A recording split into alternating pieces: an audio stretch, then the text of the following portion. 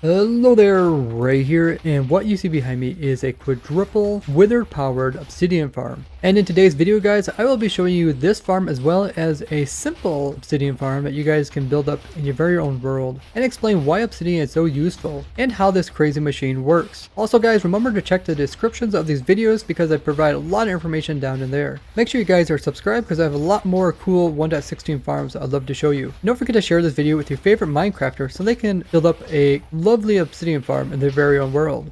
I've designed a lot of wither cages as well as obsidian farms in the past. I took everything I learned from those and put it into this one. Now the reason why you want an obsidian farm is it's quite useful. It has a wide range of uses, from beacons to enchanting tables to ender chests. Now when it comes to needing large amounts of obsidian, there's other reasons why you have it. Making nether portals takes a lot of obsidian, and if you build any of my nether portal based farms where they have large amounts of nether portals in order to collect mobs and transport them between dimensions, such as like in my underload farm, all my pigment portal farms, it also has other properties like not able to be exploded, and it can't be pushed. Plus it's one of the few blocks that you can place ender crystals on top of. And as everybody knows, obsidian is just really annoying to collect in large amounts. And this farm will make it a walk in the park compared to mining it. And remember guys, you can find all the things I talk about in the videos down in the description. Now let's take a look, how does this farm actually work? So let's first take a look at the simple design. It's all focused on this obsidian platform. This is the platform you arrive on when you first enter the end dimension. So in your stronghold, you come up to the entrance end portal. Once you hop through, the game's going to generate in this obsidian platform. It's 5 by 5 and it's full of obsidian, and it will regenerate any blocks that are missing every time a player comes through. But what has changed in the last snapshot that came out yesterday is that now it doesn't just regenerate for players coming through, it also regenerates for any entity coming through. So here we have some items coming through. You can see some stone brick.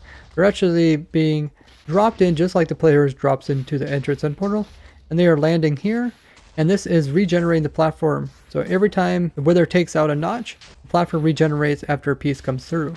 Now back in the day, the platforms used to also regenerate when items were thrown through, but then they removed it. And we noticed this on the ProtoTech server, and one of the ProtoTech members, Smokey, actually wrote a bug report about this problem because if any mobs would come through, accidentally they would fall directly into the void. They finally fixed it, so now it once again can be easily regenerated using items. So this farm setup is very similar to the one I showed way back in 1.8. So I had to make some changes so it would continue to work in these newer versions. So that's how we're getting the obsidian as well as how it's being broken. That is using the wither.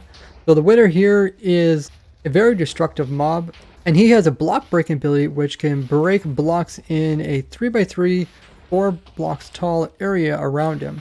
And when he's angry, like when he gets damaged by something, he will try to break the blocks in this area. And he can pretty much break any blocks except for a few ones like bedrock, but he can break obsidian, and when he breaks it actually turns into items. So you can see all the obsidian items here, which would then fall down, and we're collecting them with hoppers and putting them into these chests down here. We get tons and tons of obsidian off of this farm.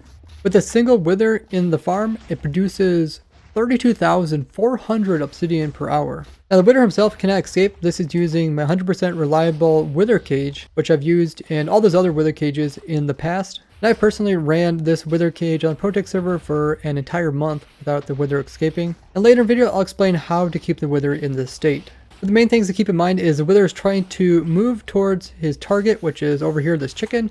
So he's trying to move forward, but he can't actually move forward because there is a wall here which is 1.5 blocks tall, so it prevents him from moving forward. If we turn on the hitboxes, we can see his actual size. The other thing he is trying to do is fly above his opponent, which is a chicken over here. So he's trying to fly upwards. He can't fly upwards because there's a whole bunch of boats stacked on top of his head. So since he can't go forward or upwards, he just is left constantly trying to push in that direction. Now something that is new is withers only target mobs that they can see. So this wither is actually looking through this little crack in this chest here, sees this chicken over here, and he is targeting it. If we would completely block up his view, he wouldn't be able to see it. He'd get bored and he'd shoot blue wither skulls, which are the ones that cause it a lot of trouble. Now the wither actually shoots skulls from 3 different parts off of its body: its main head, which is a bigger one, and the 2 side heads, which are the ones that are currently shooting off skulls. We originally started with this chicken upwards. So this chicken's up here. The main head right here can actually see the chicken. He tries to shoot at it. Now that's problematic because even though this is a small little slit, heads can eventually make its way through it and kill the chicken. So what we do is we let him first see this chicken, we lower the chicken so he can no longer see that one. So the main head is slightly tilt downwards, still looking at this one here, because he kind of remembers where it's at, and he's tracking it. But the main head can also see the chicken in the back, which is now being targeted by the two side heads. These guys are constantly trying to shoot the back one, but they're unable to hit it because there is big, huge blocks of wall there. The walls themselves can be made out of anything that has a blast resistance of stone or higher. I just use some of the new blocks because they look cool. Now in some of my old designs, I used to have the withers self-damage themselves, where they actually take their own skulls, hit themselves with it, and make themselves mad and blow up the obsidian. Now they later removed this, so now we have to damage them using other means like snowballs. So I just have a dispenser over here shooting snowballs at them once per second. And you can just fill this thing up with as many snowballs as you want. Now the platform is being regenerated, everything inside here, plus 3 blocks above.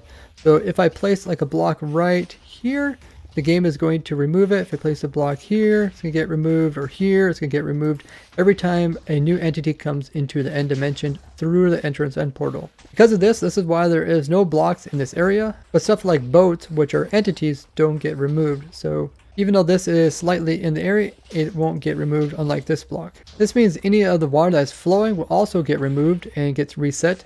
Luckily, the Obsidian platform also updates anything, which didn't used to be the case back in the day. So as soon as it removes the water remembers to start flowing again, and will try to push any items that are along the edges back into the center. And that is what the water is for, just for collecting items. And that's pretty much everything that's on this side. You can see the clock that I'm using for the dispensers over here. That's pretty much all the redstone there is. There's nothing really, no redstone in here. There's no hopper minecarts or anything like that. Just some hoppers and some chests. And there isn't really much redstone over here other than like a piston and a lever, another lever up here. So it's a pretty simple build. If you're going to build this up, you don't really need to know that much about redstone in order to get this to work. Now I'll go back over to the overworld side and show you what's going on over there. We're back here at the stronghold with the entrance end portal, and this is the only other redstone that is around here. We got our portal chunk loader and the little clock that is dropping items in. So this is just a dropper that is pointing over here and just dropping items in once per second with a really simple clock back here.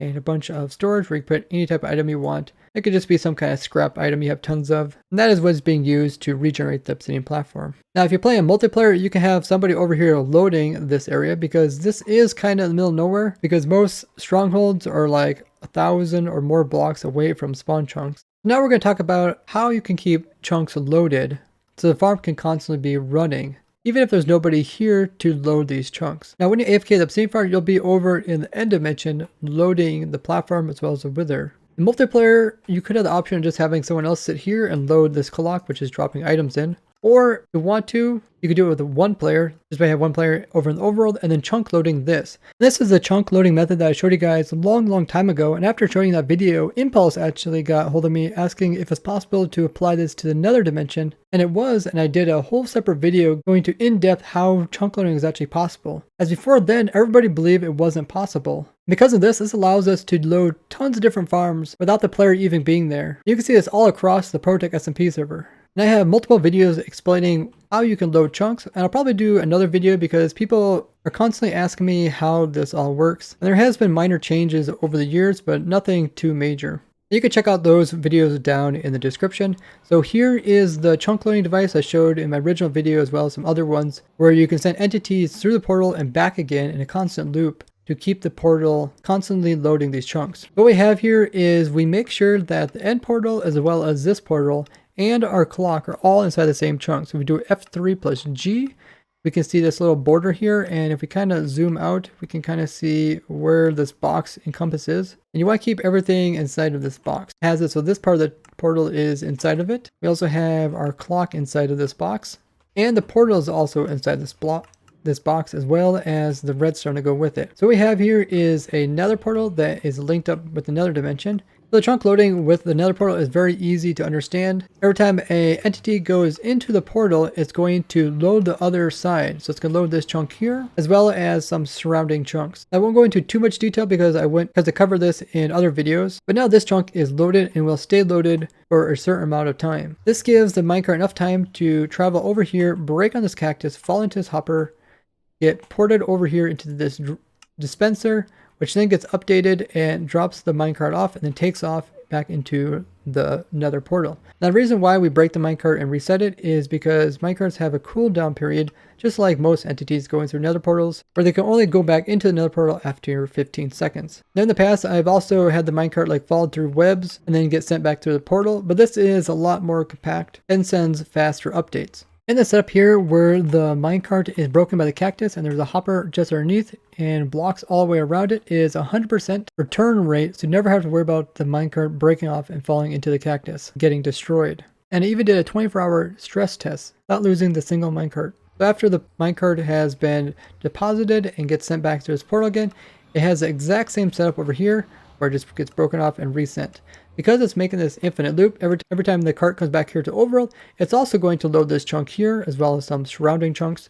And I can actually show this. I have a data pack that Fax made me, which shows chunks and how they are processing. So I place one down here. You can see it starts to put some messages into the chat that tells me what's going on. I can also go into the nether dimension and put one down. Put one right here. And what this is showing in chat is the chunk number and what it could do in that chunk. So right now, this chunk here in the nether, which is these smaller numbers, is entity processing. And the one that's in the overworld by the stronghold, these bigger numbers here, which is also entity processing. And then it also shows the time that it's passing, so you know that it's constantly being updated. So with these minecarts making that constant loop, they can constantly load those two chunks. So even if I go over into the end dimension, these two chunks will constantly keep reloading each other. Where normally a single player, the game would eventually say, hey, there's nobody here in the end. In the overworld, let's go ahead and unload the chunks. Or there's no one in another dimension, let's go ahead and unload the chunks. But it won't do that long as they're making a constant loop. So let's go ahead and go into the end dimension. And you can see that here, the numbers are constantly being updated. So it's constantly loading those two chunks. Even though I'm over here in the end dimension and there's nobody in the overworld or the nether dimension. Now one thing that did change with chunk loading a while ago, that did remove it so you can no longer load the end dimension by putting items into the entrance end portal. So for this farm to run, you do have to be AFKing over here in the end dimension, keeping these chunks loaded. And I covered all these changes in the past. So if you decide to unload these chunks where the wizards are, or leave the game completely, I'll show you guys what happens. So upon reloading these chunks, the wither is going to try to shoot this chicken that you can see, whichever one is up. We just need to make sure to flip this as soon as you have the chunks being reloaded. So now the wither is once again safe. But now you can see the platform is not automatically regenerating because you completely left the game and all the chunks unloaded if you're in single player. Meaning that you're going to have to restart those minecarts. So let's go over here to the stronghold. So here the stronghold, if the minecart doesn't come through, just throw an item through the portal and load the other side, and the minecart will start going back and forth. And now it is ready to constantly be loading once again, and you get to hop through this portal. Make sure every time you come through here and the chunks get reloaded to just switch these two so that the wither doesn't accidentally kill one of your chickens. And then you get this AFK here all you want. Now I'll show you guys how you can summon in the wither as well as kill it, and then I'll show you guys the quad wither setup, which has to overcome a lot of other problems in order to get 4 withers all in there working together. So to stop the wither, you want to go ahead and go back to the stronghold, and then you just want to turn off this clock so that items aren't constantly being updating the platform. Then you can hop back over here and make sure every time you load this to flip the chickens. Now you can go ahead and turn off this clock so that the wither isn't getting constantly bombarded by snowballs. Want to block off the water so it's not causing you problems. Turn on hitboxes by doing F3 plus B. Then you want to put in some blocks so the wither can't see you, but you're still able to attack him. So right in here is a good spot. Then you want to get a decent sword with smite or sharpness. Smite will actually come a little bit faster. And then you can come in here and kill the guy. I am on hard difficulty and it's perfectly safe to be in here near the wither. You might get like the wither effect if you stand like right here, but he's not going to like target you and try to kill you. So it's safe to come here on the vicinity platform. Now when you're ready to go ahead and kill it, you just stand in here and you whack him about once every second. So hit him, wait a while. Just do it nice and slow. Do it too fast, he can escape, so take your time. He'll go down into melee mode, but he doesn't really change his position. And just like that, you can kill the wither really easily. The wither star will drop. Now it's time to summon the wither. You need to break a little bit of obsidian to fit in the T shape here. This is where he's going to be summoned in. You can place in a couple of heads. Last one will actually summon him in. You want to wait on that one. You want to place in a cross here so that he can't move around when he's getting summoned in. You also want to protect the boats here. So place it in some blocks just so explosions don't damage the boats. And you also want to place a block where you can use it as a backboard to place in your water. You also want to come in here and place in some blocks so that these chickens don't get damaged. I recommend making this chicken down and this chicken up just during the summoning phase because explosion damage can come to this little thing and try to hit these guys. So place any block here just for the time being until he actually explodes. Also doesn't hurt to have a place where a player can kind of hide behind so the explosion doesn't kill him. I'll go ahead and do this in survival on hard difficulty. I'll just place a skull in here, place the water up against this backboard right here, like so. Hide so the explosion doesn't kill you, and get ready to mine out that block that we placed in there.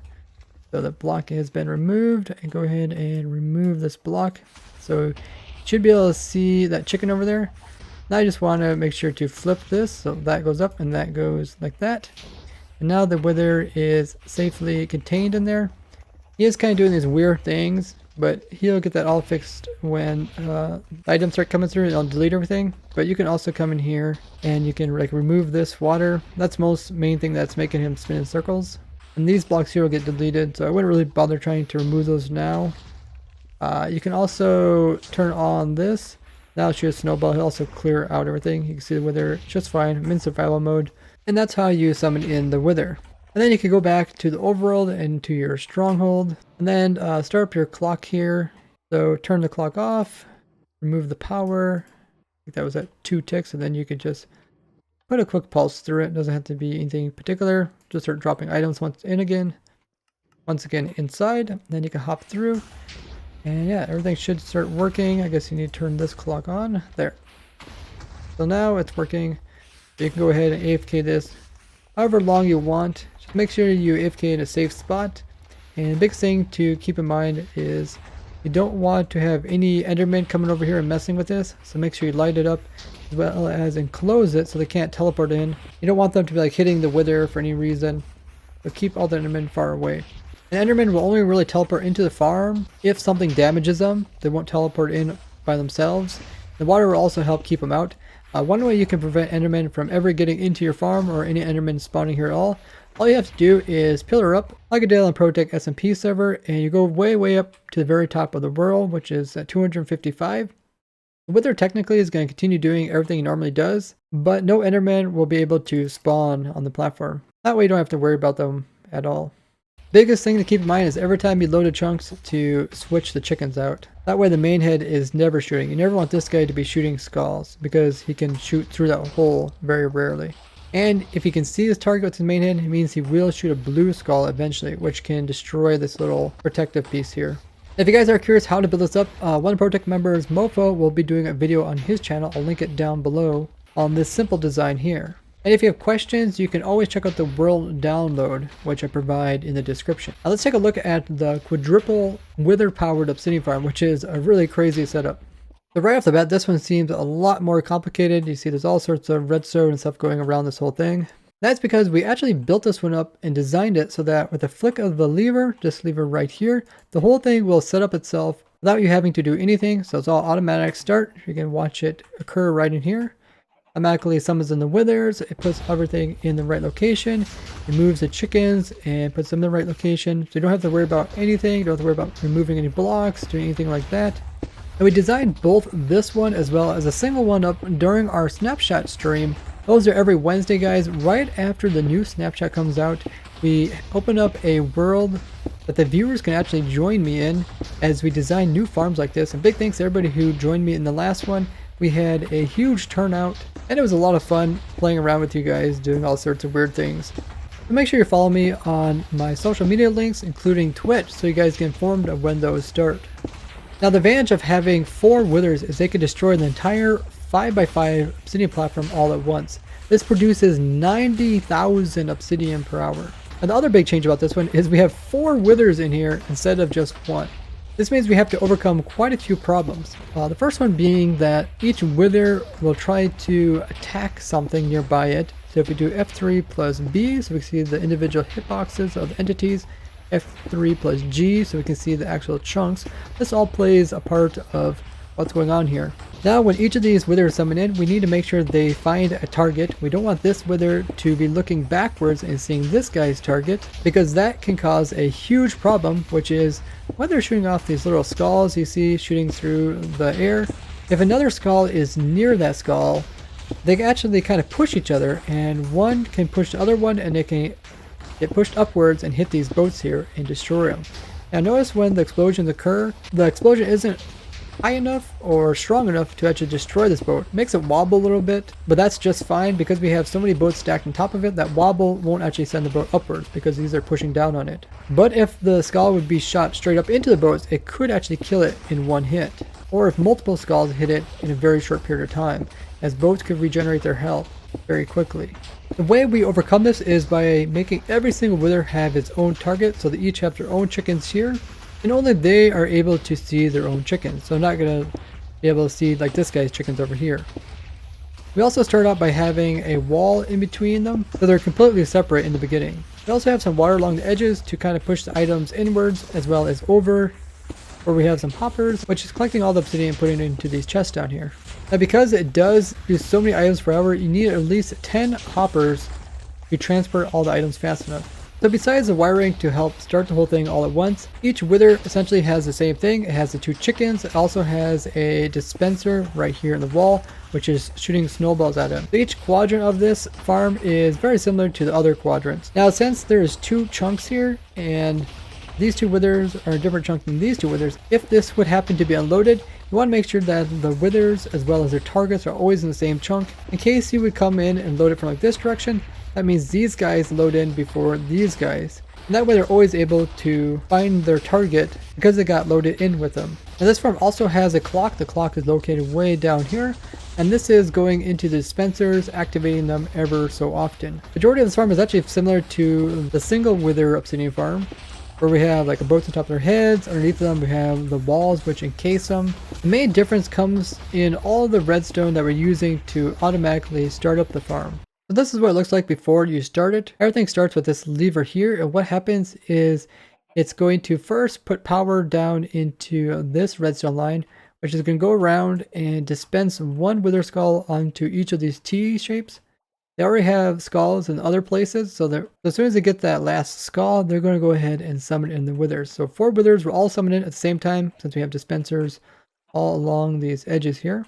Then there is a period before we do anything else, and that is counted down using this clock here. We just have 30 items inside of this top hopper, and that will produce about 11 seconds. This is enough time to allow the withers to go through their summoning phase, and after that then they'll do their little explosion. The water in here will prevent the explosion from actually damaging any blocks, and we also have the T-shape in the center to prevent the withers from kind of moving around during the summoning phase. There's also blocks above them so they can't fly upwards, as well as the boats, and these blocks also protect the boats from being exploded. After those 11 seconds are done, items will completely be removed from here, and this is where we want to start flipping chickens. Once there's no items in here, the power will be removed from this redstone line here.